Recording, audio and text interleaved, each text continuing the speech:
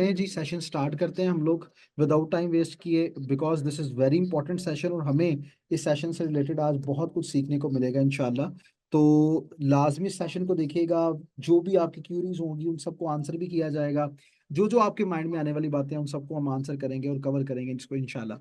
तो चलें स्टार्ट करते हैं विदाउट टाइम वेस्ट किए। तो बिस्मिल्लाहिर्रहमानिर्रहीम। बेटा, today session is about CA guidance session, जिसमें आपको सीए के बारे में सब कुछ बताया जाएगा, ए टू जी सब चीजों के बारे में। अच्छा, आप अगर एक चीज को देखें, अगर मेरे पास ये जो फर्स्ट पेज है, इस पेज से रिलेटेड ही एक मैं बात आपसे पूछना चाहूंगा। सीए के बारे में एक बात कही जाती है कि इट इज सिग्नेचर क्वालिफिकेशन। जरा ये मुझे बता दें कि ये सिग्नेचर का मतलब क्या होता है। एक आम क्वेश्चन है जो कि स्टूडेंट्स के माइंड में आता है होगा कि ये सिग्नेचर से आखिरकार मुराद क्या है। तो मैं पहले आपको बताता चलूं, लेकिन उससे पहले एक बहुत बड़ी एम्बिगुइटी है जो कि स्टूडेंट्स के माइंड में आती है। पहले मैं उसे जरा रिजॉल्व करना चाहूंगा ताकि स्टूडेंट्स जो हैं वो उस बात को अंडरस्टैंड कर लें और समझ लें। जी, सिग्नेचर क्वालिफिकेशन क्या है, इसके ऊपर सबसे पहले बात करने से पहले मैं आपको ये पूछना चाहूंगा कि what is the difference between degree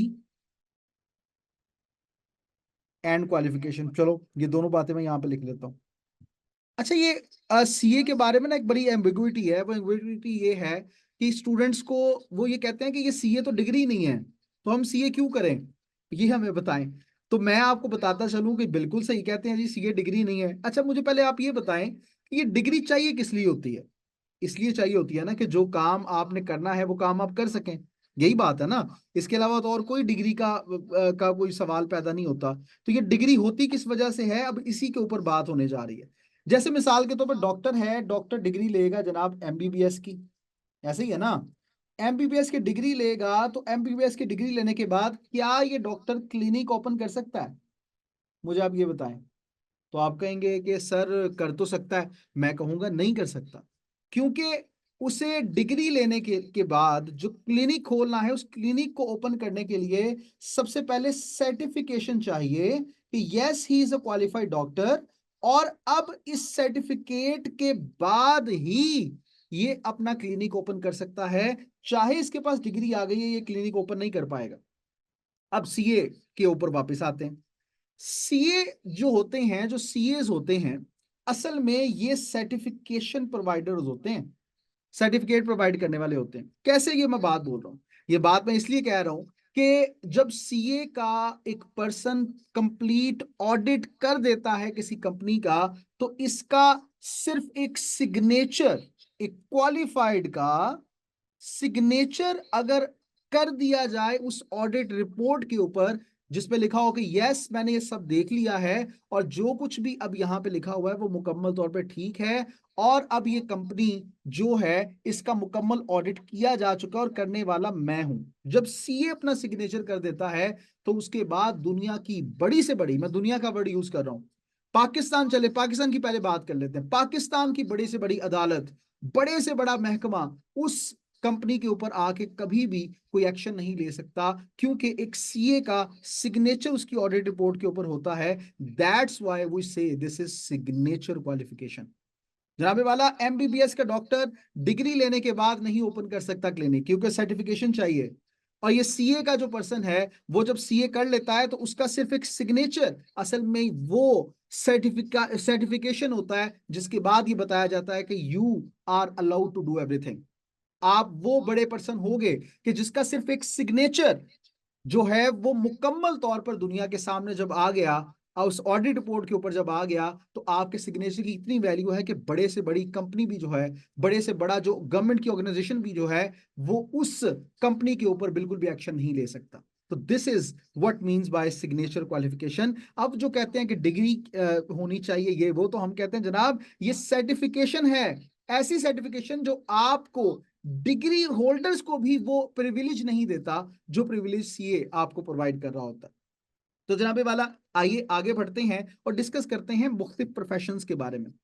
career decisions, यकीनन एक स्टूडेंट जब इंटरमीडिएट करता है तो उसके बाद बहुत से उसके सामने करियर्स आते हैं। लॉयर बनना है, आईटी एक्सपर्ट बनना है, डॉक्टर बनना है, पायलट बनना है, whatever you want to do, उसको अपने इस करियर की तरफ बढ़ने के लिए इन तमाम चीजों की जरूरत होती है कि वो किसी ना किसी करियर को अडॉप्ट तो लाजमी करे ही करेगा।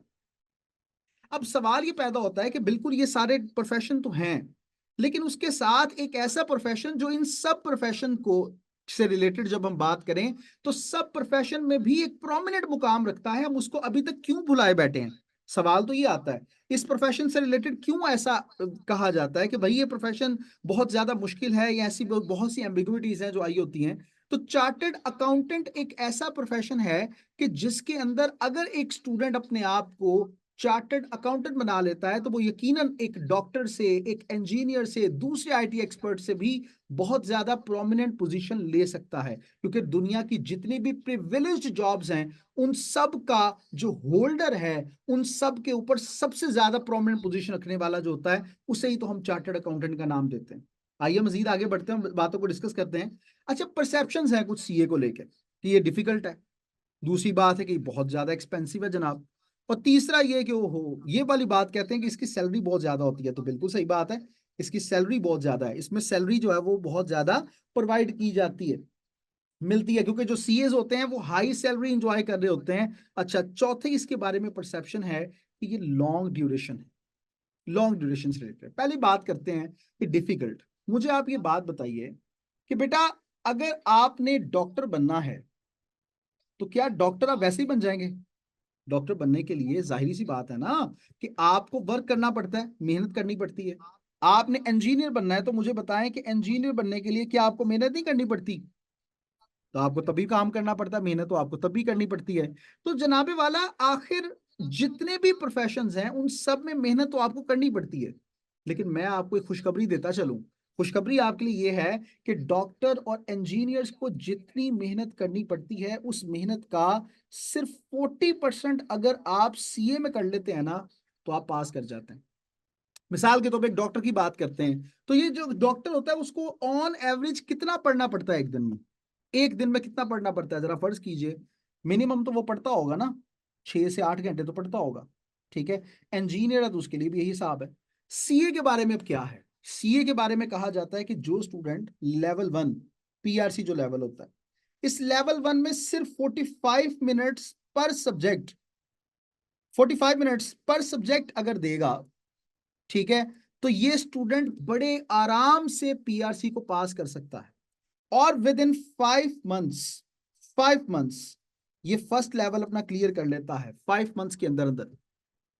और जब हम बात करते हैं सेकंड लेवल की, तो इस सेकंड लेवल के बारे में भी सुनते जाएं जनाब। अगर आप पर सब्जेक्ट सिर्फ 1 घंटा देते हैं, 1 आवर डेली, सिर्फ 1 घंटा आप देते हैं तो आप बड़ी आसानी से अपने इस सेकंड लेवल को भी पार कर सकते हैं, इसमें प्रॉब्लम ही कोई नहीं है। तो यही 2 लेवल के बारे में सबसे ज्यादा कहा जाता है कि भाई ये सबसे ज्यादा मुश्किल है, इन्हीं को ही नहीं पार किया जाता, ये सीए इंटर हो ही नहीं सकता। तो जनाब ये लेवल 2 के बारे में मैंने आपको बता दिया। और इसी तरह जब आप आगे आर्टिकल्स में जाएंगे और सीफैब आपको पढ़ना पड़ेगा तो उस सूरत में भी बिल्कुल ऐसा ही है कि आपने 1 घंटा पर सब्जेक्ट एक दिन देते जाएं तो आप बड़ी आसानी से सीए को पास कर सकते हैं, चार्टर्ड अकाउंटेंट बन सकते हैं। अब दूसरी जो परसेप्शन है, एंड दैट इज कि सीए जो है ना जनाब वो बहुत ज्यादा एक्सपेंसिव है। ओए होए, ये बात भी बड़ी कही जाती है। अच्छा, मैं आपको एक बात बताऊं, सिर्फ गवर्नमेंट जो ऑर्गेनाइजेशंस है ना, गवर्नमेंट यूनिवर्सिटीज, उनको छोड़ के जितने भी आप डिग्रीज की तरफ चले जाएं, जितनी भी डिग्री सेमेस्टर वाइज आप डिग्रीज की तरफ चले जाएं तो जनाब उनको 600,000 यानी 6 लाख रुपए ये एक डिग्री को अचीव करने में लगता ही लगता है। ये मैं मिनिमम बात आपको बोल रहा हूँ, ये मिनिमम बात मैं कर रहा हूँ, मिनिमम 6 लाख रुपया लगता है। लेकिन जब आप सीए की बात करते हैं तो मैं इसमें आपको बताता चलूं, फर्स्ट लेवल में मिनिमम जो इसके लिए फीस होती है, मिनिमम जो मुख्तलिफ इंस्टीट्यूशन में बड़े आराम से उसमें हो जाता है, जिसमें आप नाम देते हैं जनाब, उसके बाद जो स्कॉलरशिप्स हैं वो अलग हैं, अभी मैं उसकी बात नहीं कर रहा, आगे आएगी बात। 25,000 से लेके 30,000 के बीच बीच में आप फर्स्ट लेवल को कवर कर जाते हैं। फर्स्ट लेवल 25 से 30,000, ठीक है, ये मैं पढ़ने की बात बोल रहा हूँ। ठीक है, जब आप उनके पेपर्स देते हैं, पेपर्स में भी डिफरेंट बात है, पर पेपर फीस जो है वो तकरीबन 6,000 के करीब है। तो आप अगर इसकी बात करें तो जनाब 30,000 में ये, तो इसका मतलब ये हुआ कि तकरीबन 60,000 में आपका फर्स्ट लेवल जो है वो क्लियर हो जाता है। फिर उसके बाद सेकंड लेवल की जब आप बात करते हैं तो सेकंड लेवल में भी आपके 8 पेपर्स हैं। तो 8 पेपर्स को में अगर आप देखेंगे तो जनाब हर पेपर जब पढ़ते हैं आप किसी इंस्टीट्यूशन में जाके, तो उसकी फीस होती है तकरीबन 15 से 20,000 के करीब, अगर आप फिजिकल पढ़ते हैं। अगर आप ऑनलाइन पढ़ते हैं तो ये फीस कम होके तकरीबन 8 से 12,000 के करीब करीब हो जाती है। ठीक है, 8 से 12,000 हम फर्ज कर लेते हैं कि जनाब ये 20,000 पर सब्जेक्ट है। तो अगर आप उसके पेपर की फीस भी साथ करें तो सारे पेपर्स की फीस मिला के तकरीबन 555 से 6,000 के करीब करीब है। तो आप अगर उसके ऊपर भी आए तो तकरीबन आपके जो पैसे हैं वो कोई 200,000 इस पे लग जाता है। ठीक है, ये सेकेंड लेवल पूरा हो गया। फिर उसके बाद जब आप आगे आते हैं सीफैब लेवल के ऊपर, तो सीफैब लेवल के अंदर बहुत ज्यादा आसानी ये हो जाती है कि आप उस वक्त स्टार्ट कर देते हैं अपनी ट्रेनिंग, और उस ट्रेनिंग से पर मंथ मिनिमम आपको 20,000 तो स्टाइपन के तौर पे मिलता है, और जो बढ़ता चला जाएगा, और 3.5 साल तक आपको मिलता ही जाएगा, 3.5 साल तक मिलता रहेगा। आप फर्ज कर लें कि स्टार्ट में आपको 20,000 मिला, और इसी दौरानिए में आपने क्या किया कि सीफैब अपना थर्ड लेवल क्लियर कर लिया, तो उसी वक्त आपकी मिनिमम जो स्टाइपन है वो 80,000 हो जाती है जनाब। 80,000 ये है जनाब, इस क्वालिफिकेशन के दौरान ही आपको ये मिलना शुरू हो जाएगा। आप इसी को सिर्फ 20,000 को ही 3.5 से मल्टीप्लाई करके देख लें, तो मुझे पता है पहले 2 लेवल की फीस से भी कहीं आगे आप चले जाते हैं। ये ऐसी क्वालिफिकेशन है कि जिसमें आप काम कर रहे होते हैं, काम भी कर रहे होते हैं, आपको मिल भी रहा होता है, एक पॉकेट मनी मिल रही होती है, मुझे सैलरी तो नहीं कहेंगे, आपको सिखाया भी जा रहा होता है, और सिखाने के बाद आपको पैसे भी दिए जा रहे होते हैं, जनाब ये पैसे भी आप हमसे लें और सीखें। ये कहाँ पे होता है? किसी भी यूनिवर्सिटी में आप चले जाएं, वहां पे जब तक आप डिग्री कंप्लीट नहीं करेंगे आपको कोई जॉब नहीं मिलेगी, और यहाँ पे देखिए आपको साथ साथ जॉब मिल रही है। तो मतलब क्या है कि ये दूसरी यूनिवर्सिटीज 6 लाख तक तकरीबन उनका एक्सपेंस होता है, और आपको बाद में जॉब मिलेगी उसकी भी श्योरिटी नहीं है, आपको कैसे जॉब मिलेगी इसकी भी श्योरिटी नहीं है। यहाँ पर आप जितने मर्जी, अगर हम देखें इसके ऊपर तकरीबन 4 लाख के करीब करीब पढ़ने के साथ साथ आता है, तो आप उसके उससे कितना ज्यादा कमा लेते हैं ड्यूरिंग आर्टिकल्स, अगर आप इसकी बात करें तो एक्सपेंसिव है। अब आप खुद ही बताएं, तकरीबन कुछ 4 लाख के करीब करीब जो है ना, वो पढ़ने के साथ साथ इसके ऊपर जो है वो खर्चा आता है सीए के ऊपर। और दूसरी यूनिवर्सिटी में 6 लाख, यानी बाकी जितनी भी डिग्रीज हैं आप उनका हिसाब लगा के देख लें। ये मैंने आपको मिनिमम बताया, ठीक है, वरना तो 8 से 10 लाख तक है जो सीए से रिलेटेड करीब करीब कोई क्वालिफिकेशन अगर है तो।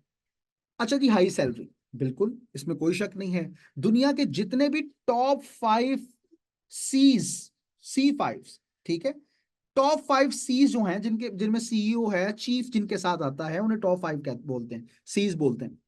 तो जितने भी कंपनी के वो अफराद हैं वो चार्टर्ड अकाउंटेंट होते हैं जनाब, और उनकी सैलरी आप, अच्छा हमारे, आप जरा सर्च कीजिएगा, मैं अभी आपको इतना ज्यादा इसलिए नहीं मैं बता रहा कि टाइम की लिमिटेशन है, आप सर्च कीजिएगा कि कितने ज्यादा अफराद जो सीईओज हैं, सीएफओज हैं, ये कितनी सैलरी चार्ज करते हैं। अच्छा, हमारे गवर्नमेंट के अंदर भी बहुत से ऐसे अफराद मौजूद हैं जो कि क्वालिफाइड चार्टर्ड अकाउंटेंट हैं, आप उनके ऊपर भी रिसर्च करें कितनी ज्यादा वो सैलरी ले रहे होंगे। तो ये वाकई हाई सैलरी इसमें मिलती है। लॉन्ग ड्यूरेशन, मैंने आपको बताया कि जनाब इसमें फर्स्ट लेवल जो होता है वो ज्यादा से ज्यादा 5 मंथ्स में कवर कर सकते हो, फर्स्ट लेवल 5 मंथ में कवर हो सकता है। सेकेंड लेवल की जब बात करते हैं तो वो आप 18 मंथ्स बड़े आराम से, 3 पेपर और 2 पेपर करके, यानी हर 6 6 माह बाद इसके पेपर होते हैं, तो आप 18 मंथ्स में बड़े आराम से, यानी पहले 2 साल में आप फर्स्ट 2 लेवल्स अपने कवर कर चुके होते हो। फिर उसके बाद आपकी ट्रेनिंग स्टार्ट होती है, और उसी में आपने थर्ड और फोर्थ लेवल के पेपर भी साथ दे देने हैं, तो तकरीबन 5.5 साल से लेकर 6 साल तक ये जनाब टाइम लगता है सीए को मुकम्मल तौर पे क्वालिफाई करने के लिए। और जब आप सीए क्वालिफाइड हो जाते हैं, इसका मतलब है आपके पास एक्सपीरियंस भी आ चुका है, 3.5 साल किसी इंडस्ट्री का, किसी फर्म का आपके पास ऑलरेडी आ चुका होता है। और 6 साल में आप मुकम्मल क्वालिफाइड चार्ट अकाउंटेंट बनने के बाद मिनिमम से मिनिमम आप जो है वो 200,000 तक, अगर आप कैपेबल हैं, आपके अंदर एबिलिटी है, तो आप इससे भी ज्यादा अर्न कर सकते हैं। तो जनाब, अब कितना लॉन्ग ड्यूरेशन है मैंने बता दिया, 5.5 से 6 साल, इससे ज्यादा टाइम नहीं है इसके ऊपर। तो मैं जरा अभी देख लूं किसी स्टूडेंट का मेरे पास इस वक्त अगर कोई क्यूरी जी, इस वक्त कोई मेरे पास सवाल नहीं है, मैं देखना चाहता था अगर इससे रिलेटेड कोई क्वेश्चन है किसी के माइंड में तो वो मुझसे पूछ सकता है। जी कोई सवाल है आपके माइंड में, प्लीज बता दें। नहीं है जी, चलें आगे बढ़ते हैं जी, नेक्स्ट बात करते हैं। आप ये बात अपने माइंड में समझ लीजिए कि इसका बजट, बजट की जब बात करते हैं तो बजट मिनिमम है। अगर आप एफर्ट्स की बात करते हैं तो एफर्ट्स दूसरी डिग्रीज के मुकाबले में यकीन कीजिए कि मॉडरेट हैं, ज्यादा नहीं है, इतनी ज्यादा नहीं है। ठीक है, आपको कम एफर्ट्स करनी पड़ती हैं और उसका रिजल्ट आपको माशाल्लाह बहुत ही शानदार मिलता है। एफर्ट इस तरह से है कि आपने इसको एक चैलेंज के तौर पर लेना है। ठीक है, सीए को एक चैलेंज के तौर पे आपने एक्सेप्ट करना है। एक चैलेंजिंग है, डिफिकल्ट नहीं है, चैलेंजिंग है। आपकी तमाम एबिलिटीज में आपको माहिर बनाया जाता है, एक्सपर्ट बनाया जाता है, और उसके बाद you are qualified chartered accountant and you are earning माशाल्लाह वेरी मच अमाउंट। तो आगे बढ़ते हैं जनाब, डिस्कस करते हैं सीए की ओपन फील्ड से रिलेटेड। अब सवाल ये पैदा होता है कि कौन कौन सीए कर सकता है, तो हमें बात करनी है, इसके ऊपर डिस्कशन करनी है। तो मैं बताता चलूं आपको बेटा कि जितने भी स्टूडेंट्स हैं, प्री इंजीनियरिंग है, whether it is pre engineering, pre medical, इसी तरह जनरल ग्रुप है जिसे आप आर्ट्स का नाम देते हैं, ये सारे जनरल ग्रुप्स भी हैं। इसी तरह humanities, technical education, A levels, सारे स्टूडेंट्स के लिए सीए इज ओपन। अच्छा, इनके अलावा मैं ये भी बताता चलूं कि अगर एक स्टूडेंट ने 14 ईयर एजुकेशन ग्रेजुएशन की है तो उसके लिए भी सीए ओपन है। अगर 16 ईयर्स उसके पास मास्टर्स डिग्री है तो उसके लिए भी सीए ओपन है। ठीक है, यहां तक कि जो 16 ईयर एजुकेशन वाला है उसके लिए लेवल 1 पीआरसी वो मुकम्मल तौर पे एग्जाम्प्ट होता है, और उसके साथ साथ उसकी डिग्री में, बाकी बात मैं आगे बताऊंगा लेकिन यहाँ पे थोड़ा सा बता देता हूँ, जब उसने 16 ईयर एजुकेशन की होती है तो उसमें फर्स्ट लेवल तो मुकम्मल तौर पे एग्जाम्प्ट है, लेकिन उसके साथ साथ सेकंड लेवल के भी वो पेपर्स जिनका सिलेबस उसकी इस 16 ईयर डिग्री से 70% मैच कर रहा होगा, उसको उसमें भी एग्जाम्पशन मिल जाती है। आगे बढ़ते हैं, मजीद बात करते हैं जनाब। चार्टर्ड अकाउंटेंसी क्यों, एक सवाल हमारे माइंड में आता है। तो जनाब सुन लीजिए कि चार्टर्ड अकाउंटेंसी इसलिए कि ये चार्टर्ड अकाउंटेंसी जिसके ऊपर हम बात करने जा रहे हैं सबसे ज्यादा प्रोफेशनल, प्रेस्टिजियस और ऑनर गिविंग और आपको फ्रूट्स देने वाली ये एक क्वालिफिकेशन है, इसीलिए चार्टर्ड अकाउंटेंसी। मजीद बात करते हैं कि जनाब इसमें थ्योरी एंड प्रैक्टिस दोनों के ऊपर बात की जाती है। मजीद लीडरशिप पोजीशन में अगर आप पहुंचना चाहते हैं, फ्यूचर में कुछ गेन करना चाहते हैं, कुछ बड़ा अचीव करना चाहते हैं, तो yes, this qualification is made for you. मजीद बात करते हैं इससे रिलेटेड, चार्टर्ड अकाउंटेंसी क्यों, क्योंकि इकोनॉमिक ग्रोथ, हमारे मुल्क की तरक्की में हम बहुत बड़ा हिस्सा डाल सकते हैं अगर हम इस क्वालिफिकेशन के साथ अपने आप को अच्छे तरीके से एंटरटेन कर लें, अच्छे चार्टर्ड अकाउंटेंट बन जाएं, तो हम इकोनॉमिक ग्रोथ में भी अपना बहुत बड़ा किरदार अदा कर सकते हैं। वाई चार्टर्ड अकाउंटेंसी, क्योंकि ये रिकग्नाइज्ड है ग्लोबली, पूरी दुनिया में इस सीएस को माना जाता है, जाना जाता है। और जनाबे वाला, ये सीएस पूरी दुनिया में ये ऐसी क्वालिफिकेशन है कि पूरी दुनिया में इसको रिकग्नाइज किया जाता है, पूरी दुनिया के अंदर। मजीद बात करते हैं जनाब, ये स्पेशलिस्ट फील्ड इसमें कौन कौन सी हैं। इसमें जनाब अकाउंटिंग है, ऑडिट है, फाइनेंस है और टैक्सेशन है। कोई स्टूडेंट कहे कि सर वो सर मैं तो मेडिकल फील्ड से हूं, मुझे क्या इनका पता। जनाब मसला ही कोई नहीं है, सिर्फ एक चीज आपसे आपसे चाहिए, आपकी कंसिस्टेंसी। हर चीज आपको स्क्रैच से सिखाई जाती है, बताई जाती है, और आपके लिए उसे करना मुश्किल नहीं रहता इफ यू आर कंसिस्टेंट। मजीद आगे बात करते हैं जनाब। अब हम बात करते हैं जनाब, बड़ी अहम बात कि चार्टर्ड अकाउंटेंसी पाकिस्तान की इकोनॉमी में एक पिलर का काम करती है, एक पिलर का। और वाकई these are not only words, this is practical. Pakistan में ज्यादातर CEO, CFO, company advisers, secretaries, top executives जितने भी हैं लीडिंग ऑर्गेनाइजेशन के, ये सारे के सारे चार्टर्ड अकाउंटेंट्स हैं जनाब। और ये भी याद रखें कि ग्लोबली सीए जो होते हैं वो सी लेवल एग्जेक्टिव, वही मैंने आपको बताया, सी लेवल्स क्या, जिनमें सीईओज, सीएफओज, एग्जेक्टिव ये सारे आते हैं ये। और दूसरा, फॉर्च्यून 500 कंपनीज, अमेरिका में एक मैगजीन छाया होता है, उसका नाम है जी फॉर्च्यून मैगजीन। उसमें टॉप अमेरिकन के जो 500 कंपनीज हैं, 500 कंपनीज उनकी लिस्ट आती है, और जनाब उनके अंदर भी चार्टर्ड अकाउंटेंट्स हैं। ये अमेरिका की मैं आपको बात बता रहा हूं। मजीद आगे बढ़ते हैं और यहां से जा सकते हैं, बिल्कुल जाते हैं, बल्कि गए हुए हैं बहुत से। अब क्वालिफिकेशन प्रोसेस क्या है, जरा इसको समझना बहुत जरूरी होगा, क्योंकि इसको अगर हमने समझा तो हमने सब कुछ अच्छे अंदाज से समझ लिया। सबसे पहली बात कि अगर एक स्टूडेंट ने इंटरमीडिएट, चाहे वो उसने किया है जनाब प्री इंजीनियरिंग है, प्री मेडिकल है, टेक्निकल एजुकेशन है, वट एवर, और इसके साथ साथ अगर ए लेवल उसका कवर है, तो he is eligible for chartered accountancy. उसके बाद जनाब पहला उसने लेवल पे आना है, पहला पड़ाव है जिसका नाम है पीआरसी, और इसके 5 पेपर्स हैं जो उसने कवर करने होंगे। फिर उसके बाद जब पीआरसी कवर करेगा तो वो कैफ के अंदर आएगा, और कैफ के लिए उसने 5 नहीं 8 पेपर्स देने होंगे, 5 से बढ़कर अब 8 हो गए। जब वो कैफ कवर कर लेगा तो 3.5 ईयर्स की ट्रेनिंग होगी उस स्टूडेंट की, जो कि किसी फर्म में, किसी इंडस्ट्री में होगी। मजीद क्या कि जब वो ट्रेनिंग कर रहा होगा, उसी ट्रेनिंग के दौरान ही सीफैप के 6 पेपर्स हैं जो वो पास करने होंगे, उसे उसे करने चाहिए। अगर वो नहीं ट्रेनिंग के दौरान कर पाता तो बाद में करेगा, करता रहेगा। मजीद क्या कि फिर 2 पेपर्स होते हैं एमएस से, एक लेवल है, नेक्स्ट लेवल है सीफैप के बाद, उसे इसको पार करना होगा, और उसके बाद जनाब हाँ जिसका इंतजार वही कि वो एक क्वालिफाइड चार्टर्ड अकाउंटेंट बन जाता है। तो this is the qualification process that is in front of you. आप इसको देखें। मजीद आगे बढ़ते हैं, आगे बात करते हैं जनाब। अब बात ये जरा समझें कि जो अक्रॉस द ग्लोब सीएस की बात जब हम करते हैं ना, तो ओवरऑल याद रखें कि 75% जो अफराद हैं वो लोकल हैं। ओवरऑल मैं बात कर रहा हूँ। और 25% जो है वो सिर्फ और सिर्फ चार्टर्ड अकाउंटेंट्स हैं। उनमें 25% चार्टर्ड अकाउंटेंट्स। ओवरसीज की जब हम बात करते हैं मेंबर्स की, तो उसमें याद रखें कि मिडल ईस्ट और गल्फ कंट्रीज से जनाब आते हैं 43%। यूरोप 234 अफराद हैं, यानी तकरीबन यूरोप की जब हम बात करते हैं तो 11% है।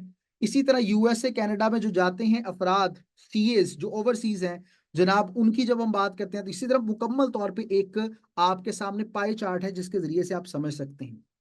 आप याद रखें कि जो सीएज है उनकी डिस्ट्रीब्यूशन कुछ इस तरह से ए सी और एफ सी ए क्या है। जब आप सीए क्वालिफाई करते हो उसके बाद एक्सपीरियंस आप गेन करते हो तो A C S and F C S आप बनते हो। तो जनाब उसमें भी आप प्रोपोर्शन देख लीजिए कि बहुत बड़ी तादाद जो है वो सीएज और एफ सी एस की मौजूद है।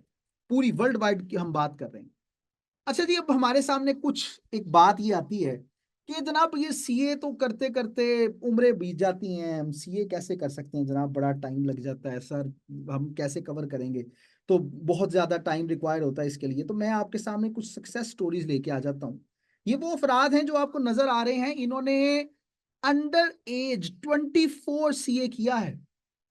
ये वो अफराद। और इसके अलावा मैं एक और बात बताऊं, आई कैप मुझे विजिट करने का इत्तेफाक हुआ, तो वहां पे मैंने सुना कि बता रहे थे हमें प्रेसिडेंट आई कैप कि जनाब एक स्टूडेंट जिसकी एज जस्ट 22 ईयर्स थी, 22 साल की उम्र में शी क्वालिफाइड सीए, उसने सीए को क्वालिफाई कर लिया। तो आइए जरा इन सक्सेस स्टोरीज के बारे में, इन अफराद के बारे में थोड़ा थोड़ा सा समझते हैं और पढ़ते हैं जी।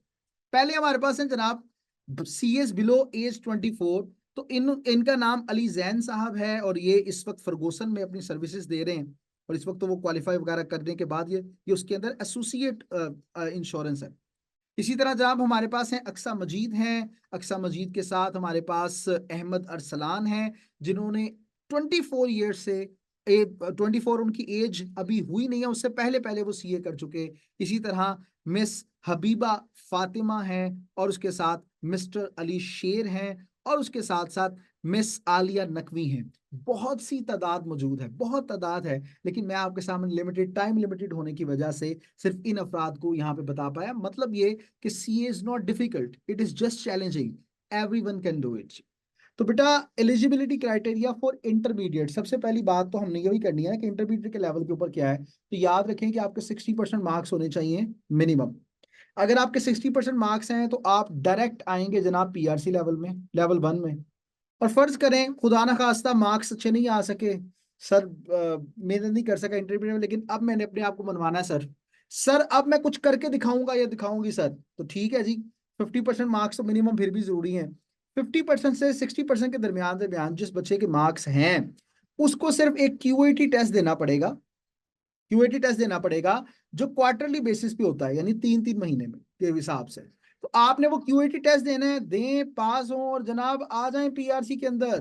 तो मैं बताता चलूं आपको जनाब क्यूएटी से रिलेटेड कि क्यूएटी के तमाम लेक्चर्स मैंने स्टूडेंट्स के लिए रिकॉर्ड करवा के फ्री ऑफ कॉस्ट रख दिए हैं। आप उनको लेक्चर्स को लीजिए और क्यूएटी पास करके पीआरसी में आइए, वेलकम, वहां पे भी आपसे मुलाकात होगी इंशाल्लाह। तो क्यूएटी को पास करना मुश्किल नहीं है, जस्ट आप मुझे व्हाट्सएप कीजिएगा, मैं आपको लिंक शेयर कर दूंगा, फ्री ऑफ कॉस्ट देखें और पीआरसी में आ जाएं। मसला नहीं है इतना। अगर आप वाकई में चाहते हैं मेहनत करना और आप कहते हैं कि अब मुझे मेहनत करके रहनी है, तो फिर उसके लिए यही क्राइटेरिया है कि आपने अब पीआरसी के अंदर आने से पहले क्यूएटी पास करना है, अच्छे से पास करें और आ जाएं। एग्जेप्शन क्या होती है जनाब? एग्जेप्शन का भी मुख्तलिफ क्राइटेरिया है। पहला ये कि जनाब आपके 70% मार्क्स होना जरूरी है आपके उस सब्जेक्ट में जिसमें आपको एग्जेप्शन चाहिए, ये बात याद रखें। अच्छा, अच्छा, ये पहली बात तो ये कि 70% तो टोटल होने चाहिए, सॉरी मैं थोड़ा गलत बोल गया, 70% मार्क्स होने चाहिए आपके इंटरमीडिएट में एज अ होल, और जिस सब्जेक्ट में आपको चाहिए उसमें 75% मार्क्स चाहिए, ठीक है, मिनिमम। और सिलेबस जो है वो 70% मैच होना चाहिए आपका उस सब्जेक्ट के साथ जिस सब्जेक्ट में आप एग्जामिशन क्लेम करना चाह रहे हैं। ये बात क्लियर हो गई? आइए आगे बढ़ते हैं, मजीद बात की तरफ आते हैं जनाब। अब ए लेवल के ऊपर बात करते हैं। 3 पास ग्रेड चाहिए आप लोगों को, 3 पास ग्रेड चाहिए आपको, और बिलो 3 पास ग्रेड्स अगर आपके होंगे तो आपको भी जनाब क्यूएटी देना पड़ेगा। क्यूएटी आपके लिए जरूरी होगा। एग्जामिशन कैसे है? मिनिमम 2 बी चाहिए, बी ग्रेड चाहिए आपका रेलिवेंट सब्जेक्ट के अंदर, और सिलेबस आपका 70% मैच होना चाहिए प्रिस्क्राइब सिलेबस से जो कि उस सब्जेक्ट से रिलेटेड होगा। मजीद आगे बात करते हैं जनाब। सीए आपको ऐसे नहीं छोड़ता। सीए की बॉडी जो आपके एग्जामिनेशन लेती है, ये बात याद रखिएगा, उसका नाम है आई कैप। तो जनाब आई कैप एक ऐसा बोर्ड है, जैसे आप इंटरमीडिएट में थे तो लाहौर बोर्ड था आपका, गुजरांवाला बोर्ड था, आपने ए लेवल के पेपर दिए तो कैम्ब्रिज था, तो इसी तरह आई कैप बोर्ड है। अब आई कैप के अंदर कुछ ऐसे बच्चे अगर आते हैं, वो कहते हैं जी हम फाइनेंशियली बहुत वीक हैं सर, सर हम नहीं अफोर्ड कर सकते, this is part of life, no problem है। तो आई कब ये नहीं कहता हम अनाउंस करेंगे अवाम के सामने कि हमने इसको इतना स्कॉलरशिप दिया है, इस बच्चे को, हम इस बच्चे को सोशल मीडिया पे प्रोमिनेंट करेंगे और हम फिर उसको स्कॉलरशिप देंगे। ऐसा कुछ नहीं होता जनाब, सारा सीक्रेटली चलता है, किसी को पता नहीं चलेगा कि आपने स्कॉलरशिप ली है या नहीं ली। तो जनाब 3 किस्म की स्कॉलरशिप्स हैं जो आई कैप आपको प्रोवाइड कर रहा है। ईदी टैलेंट स्कॉलरशिप है, स्टूडेंट एंडोमेंट स्कॉलरशिप है, और एसएफएस है जिसका नाम है students financial support programme.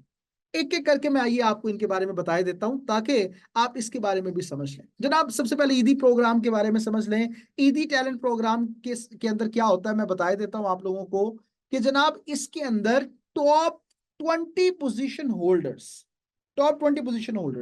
Pre medical, pre engineering, general science, commerce, humanities, किसी में भी आपने बोर्ड में फर्स्ट 20 पोजीशन होल्डर्स के अंदर अगर आप आ गए तो ईदी टैलेंट प्रोग्राम स्कॉलरशिप के आप अहल हैं।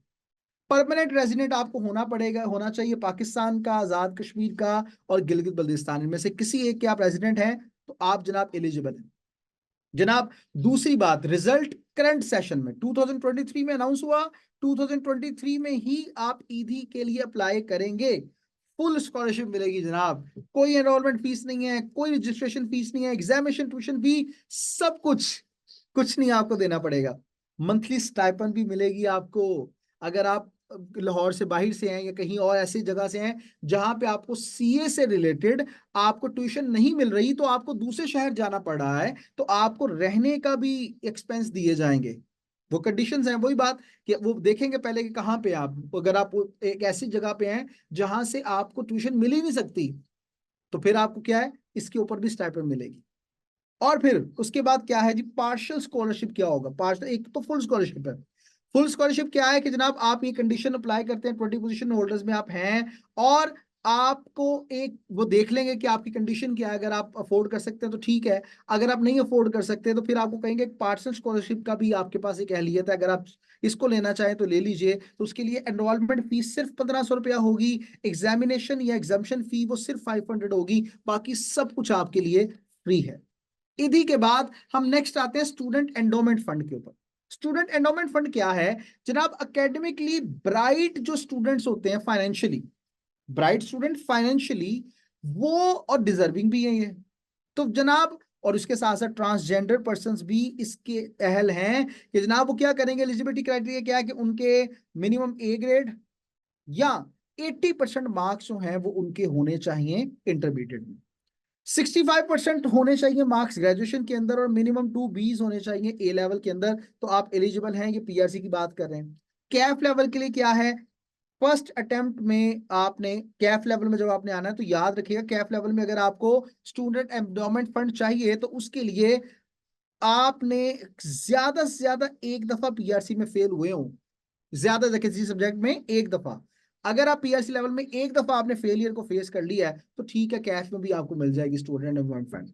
लेकिन फर्स्ट अटेम्प्ट के बाद तमाम पेपर आपने फर्स्ट अटेम्प्ट में पास करने हैं, ठीक है, और ज्यादा से ज्यादा एक फेलियर होगा कैफ लेवल के अंदर तो जनाब आपको कैफ में भी एंडोमेंट फंड स्कॉलरशिप मिलती रहेगी। मजीद तीसरी बात करते हैं जो कि है जी student support system, financial support system. तो ये क्या है जनाब, आप याद रखें कि आप जब पढ़ते हैं ना, कॉलेजेस में पढ़ते हैं, आईकैप आपसे ये नहीं कहता, ये बात याद रखिएगा, आईकैप बिल्कुल आपसे ये नहीं कहता कि आपने स्टडी ऑनलाइन की है तो जनाब हम आपको मार्क्स कम देंगे, आपने फिजिकल स्टडी की है किसी क्लास के अंदर जाके तो हम आपको ज्यादा मार्क्स देंगे पेपर में, ऐसा कुछ नहीं है। आप ऑनलाइन पढ़े फिजिकल पढ़े नो प्रॉब्लम। लेकिन जब एसएफएस की बात आती है तो आईकैप आपसे कहता है कि आपने किसी RAET के थ्रू ही हमें इस एसएफएस के लिए अप्लाई करना है। RAET क्या है, जिन्होंने रजिस्ट्रेशन करवाई है जाकर आईकैप के अंदर, तो आईकैप ये फैसिलिटेशन दे रहा है कि ये जो है वो एसएफएस के लिए अप्लाई कर सकते हैं, इनके थ्रू स्टूडेंट्स कर सकते हैं अप्लाई। और मैं अगर बात करूं यहाँ पे ऑनलाइन जो हमारे पास नियर पेयर है, तो ऑनलाइन इटसेल्फ कोई भी इदारा आपका एसएफएस अप्रूव नहीं करवा सकता। ये बात समझिएगा, अगर आपने उसके ऊपर स्कॉलरशिप लेनी है तो उसका प्रोसीजर डिफरेंट होगा, आपको किसी RAT से लाजमी अपने आप को एफिलिएट करवाना पड़ेगा। तो जनाब एलिजिबिलिटी क्राइटेरिया क्या है कि जनाब आपने RAT जो है वो पीआरसी के अंदर अटेम्प्ट किया हो, कैफ के अंदर हैंड्स ऑन कोर्स अगर आपने लिए हो, ठीक है, 70% मिनिमम मार्क्स चाहिए इसमें आपके इंटरमीडिएट में, ये जरूरी है। और इसी तरह फाइनेंशियली डिजर्विंग होना चाहिए आपको, जो RAT है वो कहेगा कि यस, और उसमें 2 किस्म के डिस्काउंट है, 50% डिस्काउंट मिलता है और 90% से ज्यादा भी मिल जाता होता है। उसके ऊपर बाकी फर्दर मैं बताऊंगा, अभी टाइम की कमी की वजह से मैं ऊपर नहीं बता पा रहा, वरना आप मुझे पूछिएगा मैं आपको उसके ऊपर गाइड कर दूंगा इंशाल्लाह। मजीद आगे बात करते हैं जनाब। अब बात आती है सबसे इंपॉर्टेंट जिसका नाम है आपकी तरफ से क्वेश्चंस। तो जनाब किसी का कोई सवाल है तो प्लीज मुझसे पूछिए ताकि उसको एड्रेस किया जाए और आपकी इन तमाम क्यूरीज का आंसर अच्छे अंदाज से किया जाए। तो मुझे बताएं किसी बच्चे का कोई क्वेश्चन है तो प्लीज पूछिए। मैं इस वक्त चैट बोर्ड को ओपन करके बैठा हुआ हूँ, किसी बच्चे का सवाल है तो प्लीज पूछिए ताकि मैं उसके आंसर उन्हें दे पाऊँ।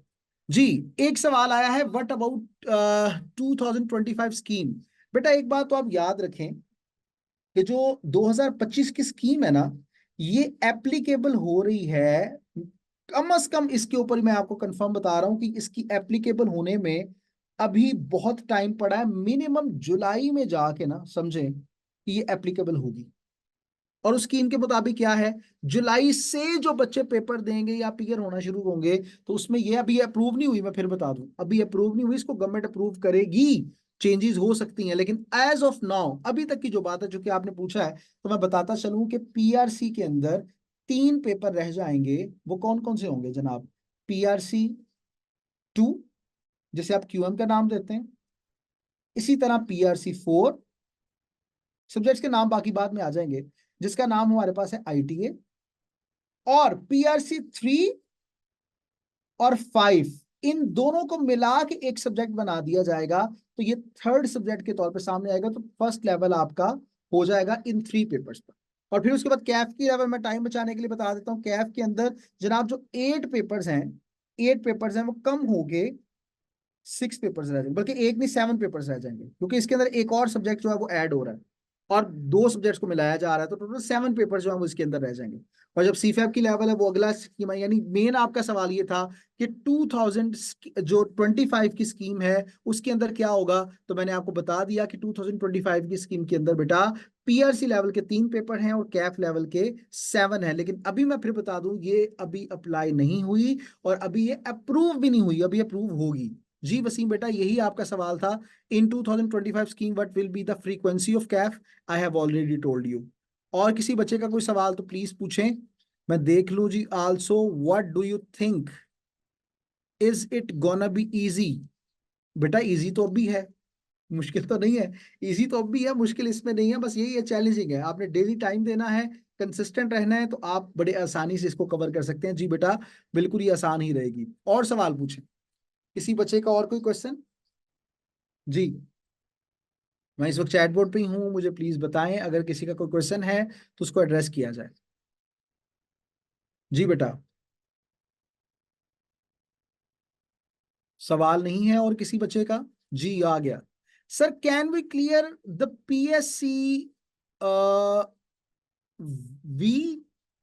आई थिंक आपके कहने का मतलब है कि आप पीआरसी को 3 से 4 महीने में कवर कर सकते हैं कि नहीं? तो मैं कहूंगा कि yes you can do it, आप कर सकते हैं। पीआरसी के जो पेपर होते हैं ना, ये जरा एक बात समझ लीजिए बेटा, कि जो पीआरसी के पेपर होते हैं ना, ये हर 2 महीने में होते हैं, यानी समझे कि साल में 6 दफा इसके पेपर होंगे। ठीक है, तो एवरी 2 मंथ्स, आफ्टर 2 मंथ्स आपके पेपर हो रहे होंगे। और उसके लिए आपने याद रखना है, जनवरी में first month, third month, fifth month, seventh month, 9, 11, इस तरह जो है वो इनका क्राइटेरिया चल रहा होता है। तो आप इसको पास कर सकते हैं कि नहीं? तो इसका जवाब ये है कि अगर आप पर सब्जेक्ट 1 घंटा 45 मिनट से लेके 60 मिनट्स तक देते हैं, तो आपके लिए आइडियल टाइम इसको पास करने का वो होगा 5 मंथ्स। अगर आप इसको पास करना चाहते हैं जनाब, फर्ज कीजिए कि आप कहते हैं नहीं सर मैं उसको ना, वो आपने 3 से 4 महीने का टाइम लिया, तो मैं इसको नाम ये दूंगा कि जनाब आप जिस दिन पेपर हुए तब से शुरू करें, तो 4 मंथ्स का टाइम अगर आपने देना है तो फिर पर सब्जेक्ट आपको टाइम देना पड़ेगा 1.5 आवर्स। ठीक है, पर सब्जेक्ट ये टाइम आप दें, अगर दे सकते हैं तो यस यू कैन पास। तो उसके लिए सिंपल सा क्राइटेरिया क्या होगा कि स्टार्ट में आपने कैसे इसको करना है? पहले आप सब्जेक्ट पकड़ेंगे पीआरसी 1 स्टार्ट में, फिर उसके बाद आप पकड़ेंगे साथ पीआरसी 2, और इसके साथ मैं आपको रेकमेंड करूंगा कि पीआरसी 5। ये 3 पेपर पहले आप पकड़ें, और इन पेपर्स को आपने देना है ज्यादा से ज्यादा 2 से 3 महीने के दरमियान दरमियान। ठीक है, फिर उसके बाद जब उसकी नेक्स्ट अटेम्प्ट आएगी उसी हिसाब से देखना है, 2 महीने बाद जो आपके पास आएगी उसमें बाकी वाले दो दो पेपर्स हैं, पीआरसी 3 और पीआरसी 4, वो आप कवर कर लेंगे। तो आप 3 से 4 महीने में कवर कर सकते हैं, ये बात याद रखें। और कोई सवाल?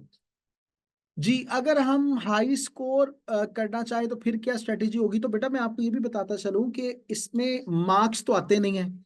हाँ, जिस बच्चे की खुदा ना खासा सप्ली आए, चूंकि 50% वाला पास होता है, और अगर किसी बच्चे के 49% मार्क्स आए, यानी 49 आउट ऑफ 100, तो फिर उस बच्चे के मार्क्स शो होते हैं, बाकी के होते नहीं है।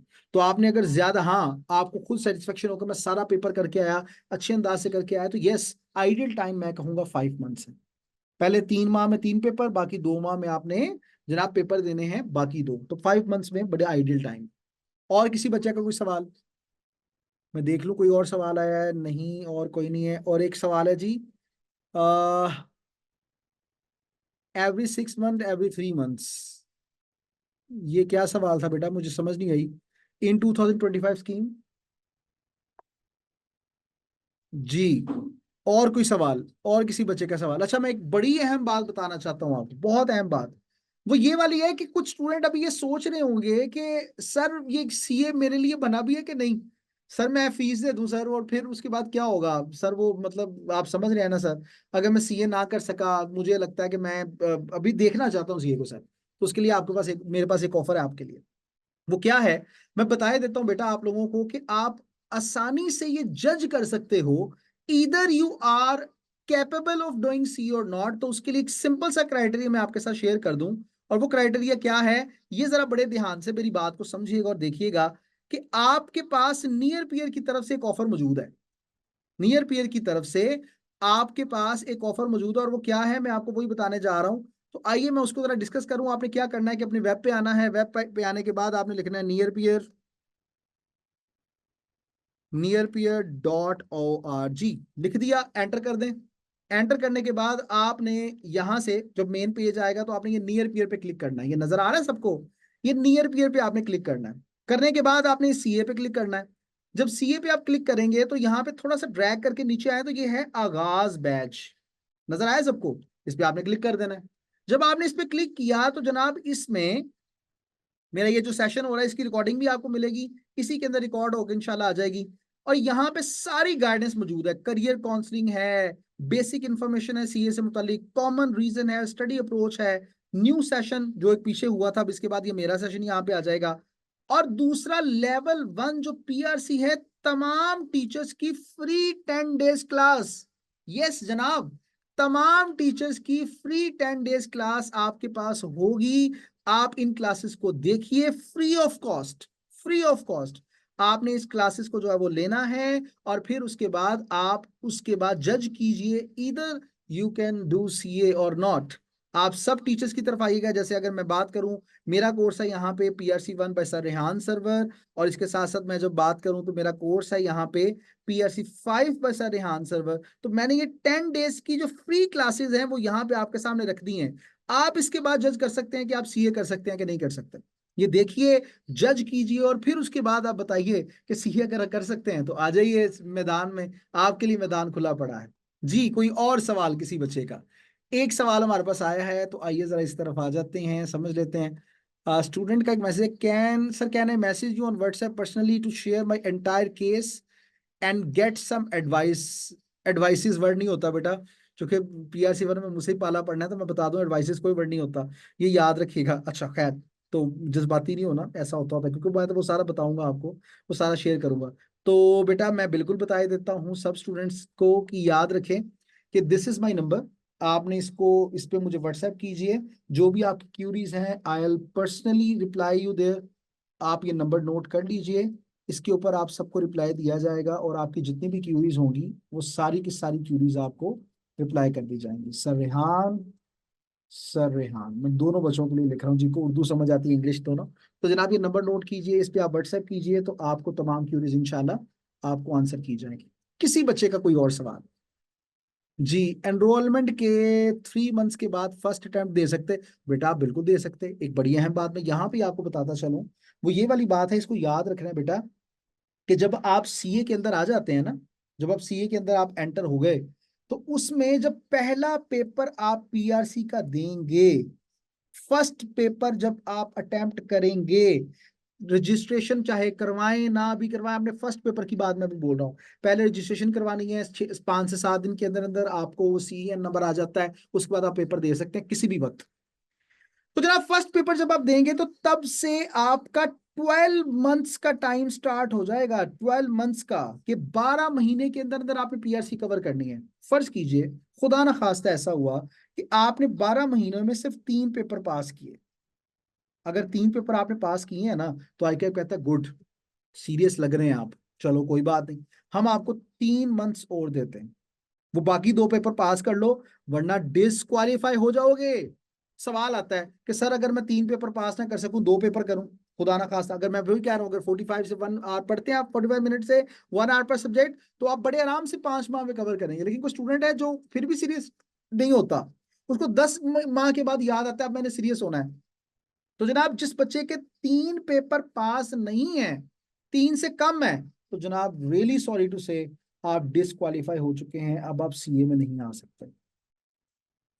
अगर आपने 3 पेपर पास कर लिए विद इन 12 मंथ्स, तो आपको 3 मंथ्स और मिल जाएंगे। और अगर 15 महीने के बाद की बात करते हैं कि आप अगर एक पेपर आपका रहता है, तो उस सूरत में भी आप डिसक्वालीफाई हो जाएंगे। लेकिन एक खुशखबरी है छोटी सी आप लोगों के लिए, कि अगर आप आई कैप के पास पर्सनली विजिट करें, उनके पास जाएं, तो हो सकता है कि वो आपको और एक्स्ट्रा टाइम दे दें।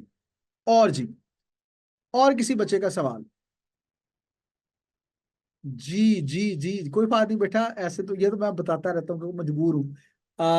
और किसी बच्चे का सवाल? जी जी जी जी, थैंक यू कासिम, आपने नंबर शेयर किया, बहुत अच्छी बात है, क्योंकि सब बच्चे अब इससे पता लग जाएगा उन्हें।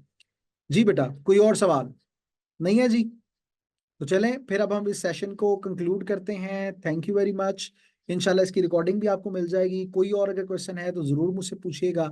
इंशाल्लाह मैं आपको गाइड करने के लिए, हमारी टीम जो है वो हर वक्त आपके लिए रेडी है। तो जी, एक सवाल है वासिह का, कि एनरोलमेंट के फौरन बाद फर्स्ट टाइम दे सकते हैं? बिल्कुल बिल्कुल, बिल्कुल आप दे सकते हैं, रजिस्ट्रेशन करवा लें। सीएन नंबर जिस दिन आपके पास आएगा, अगर टाइम एडमिशन का बचा हुआ है, तो आप फौरन दे सकते हैं पेपर और एडमिशन भेज सकते हैं पेपर के लिए। तो जनाब थैंक यू वेरी मच, इंशाल्लाह आपसे मुलाकात होती रहेगी। टिल देन आप सब अपना ढेर सारा ख्याल रखिएगा। अल्लाह हाफिज।